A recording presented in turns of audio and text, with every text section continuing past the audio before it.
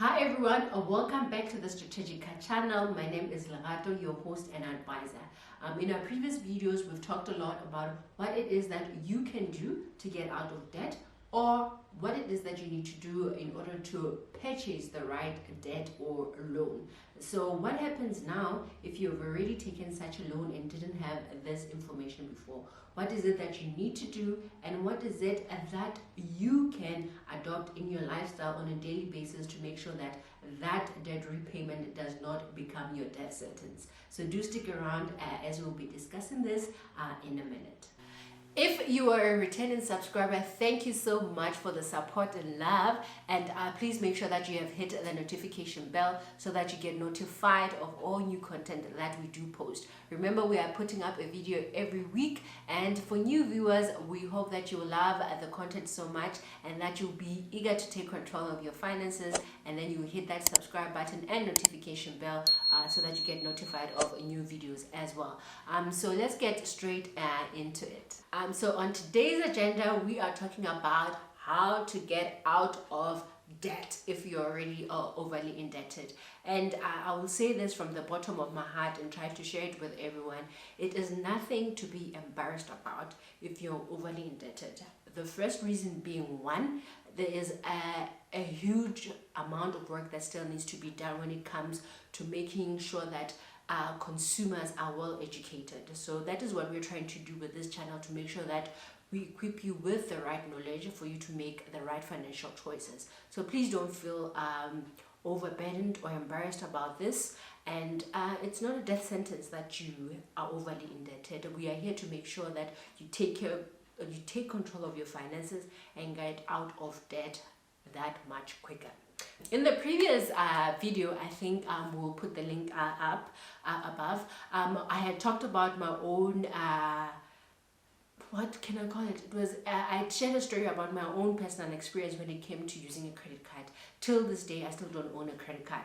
Do I feel like I have the discipline to have one now? Yes, but is it right for me at this point in time? Maybe not so much. But I think as I'm going through the steps, I will also be adding on some of my own personal experiences to make sure that everyone actually understands what it is we are trying to discuss. So here's the thing. You find yourself already overly indebted, and overly indebted means that you now have this loan commitment or loan agreement, and you have to make your monthly installments, but now they are becoming too much because now most of your income is going towards servicing this debt, and it's probably a long-term contract that you have to pay within the next 3 to 5 years. So now let's see how you can start about it. So the first thing that you need to do is to budget. We have discussed in our previous videos about how you can budget using the 50-30-20 rule. We'll also link it up here so that you can watch it and see how we use it. So the reason why we want to budget is so that you do not spend more than you have. And yes, I know it's boring. It feels like, oh my God, it's so much work for you to be tabling everything down and writing what it is that you have to do, but it is one of the few skills that you need to start acquiring very early on if you want to take control of your finances. Budgeting helps you because now if you put everything down, you'll be able to see how much comes in the form of your income and what goes out as a form of your expenses. And the reason to do this is so that you keep track of how much you are actually paying out and servicing your debt. Like I mentioned before, a budget helps you to differentiate between your needs and your wants. And unfortunately, our brain just somehow makes our needs and categorizes our wants as needs, sorry. So what I'm trying to say is, let's say for instance, I saw a very nice pair of boots this winter, and I started thinking that the pair that I bought last year is actually not so fashion forward as I'd want them to be, and then I now start thinking, I need those boots, I need those boots. But in reality, when you look at my situation, you actually find out that the pair of boots is actually a want. So because of that mental psyche and the decision making that our brain normally makes and categorizes our wants as needs, it's quite important to have everything in writing. So we do have a 50-30-20 template that we'll link down below in the description, but if you don't, you can just start off by actually having 4 columns either on your journal or using a spreadsheet. Just have a column of your income, your needs, your wants, and the last one that goes towards your savings and investing. But having this visual representation of your monthly income and your monthly expenditure helps you to see where you can make adjustments and what needs to be done. And it will also help you very much in trying to discern between your needs and your wants. So another option that you have besides starting to budget is to actually consolidate your debts or loans. So how that consolidation works is, if I have multiple debts, I can actually approach one institution. It might even be the one where I already have a loan or a new one entirely. But what it means is that I can shop around for the best rates out there and then ask that particular lender or credit provider to actually take all of the other loans and help me to pay them, and then I'm only stuck with only one loan that I need to pay off. So please do remember that you also have to be very, very disciplined. How this usually works is, if I have been approved and the current loan provider or credit provider says, okay, fine, I will consolidate the credit card that you have, the personal loan that you have, and probably a vehicle loan that you have, and consolidate them into one loan, they normally pay over all of that amount into your personal account, and it is your responsibility to make sure that the other loans are paid off. So please, people, let's make sure that we deal this with utmost responsibility, because if it so happens that I dip into those funds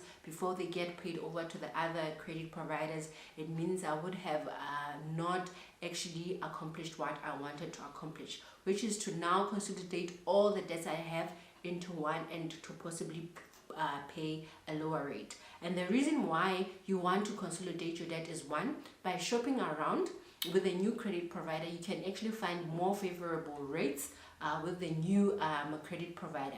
And if the rates are more favorable, by settling all your other loans, it means that you're going to save on interest, as now you're now getting lower rates with the new credit provider.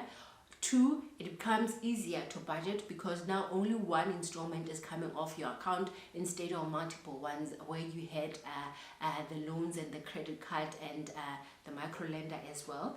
And three, it just becomes visually appealing for you to just see one amount that comes off your account, and in your mind it becomes a sort of accomplishment per se, to say, all right, now I am just sticking with one loan, and this is what I am sticking to for the next 3 or 5 years, depending on how long the term of the loan is. Well, the third one is, do not take more debt. I know I just said consolidate your loans and take on new debt, but that one is different, as it's going to benefit you in the long run. So when we say do not take more debt, it means do not take on more debt that is going to take more out of your pocket. And taking out more from your pocket means, if I already have a loan and I know that I'm already paying an installment, and then I try to go get another one.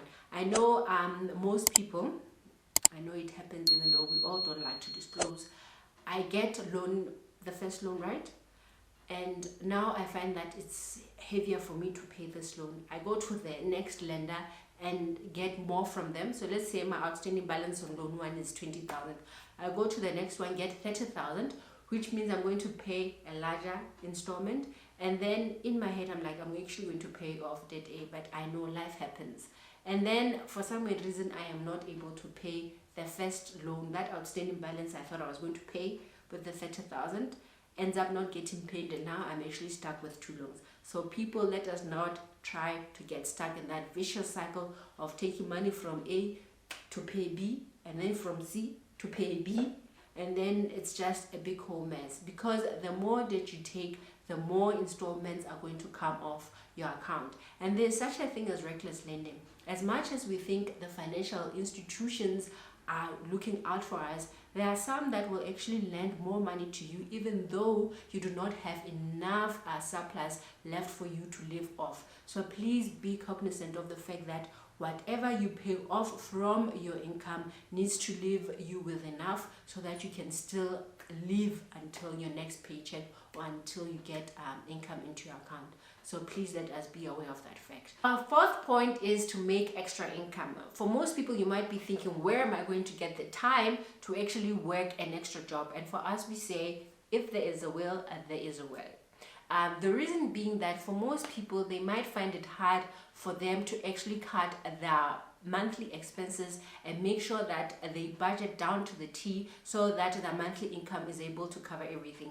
And if you are that person, you might benefit from an extra income, and getting an extra income would help you to supplement your current income and make sure that you are able to afford all the things you want.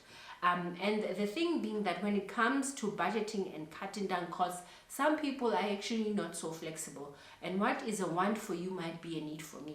And to make sure that we find the balance, some people might find that budgeting is easier for them, or maybe I can't actually squeeze everything within my budget or my monthly income, but I can actually take on extra hours at work to make sure that I get more in terms of my salary, or I can start taking on a side hustle that brings in extra income. But at the end of the day, because we all have different preferences, we need to find or strike a balance to make sure that we don't leave Jack as a dull boy, but Jack is still also able to enjoy life while also making financial savvy decisions. Last but not least is where you have additional income. Additional income can come in the form of a bonus if your job actually provides such. It can come in a form of dividends if you're already invested. It can also come in a form of just your uncle or aunt or somebody giving you money. So when you do have extra money, start thinking whether this is money you can use towards paying off your debt. Reason being, the quicker you pay off your debt, the less you're going to pay in general, or most likely when it comes to the interest that is actually being levied on that particular loan that you have.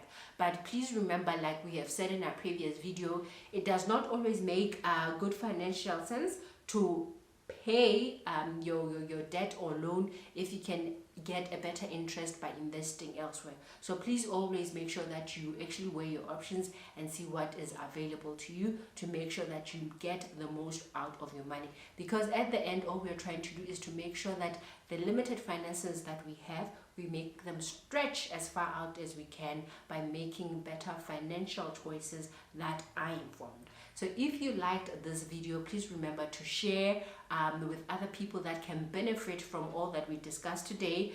Also remember to like and subscribe so that you get notified of anything that we'll be posting, because we are posting weekly videos that everyone can benefit from. So remember, we are here to make sure that we are a financially savvy generation that is free from debt and is living that best life. Thank you for watching. Then you'll see on our editor. Well, the fourth. One,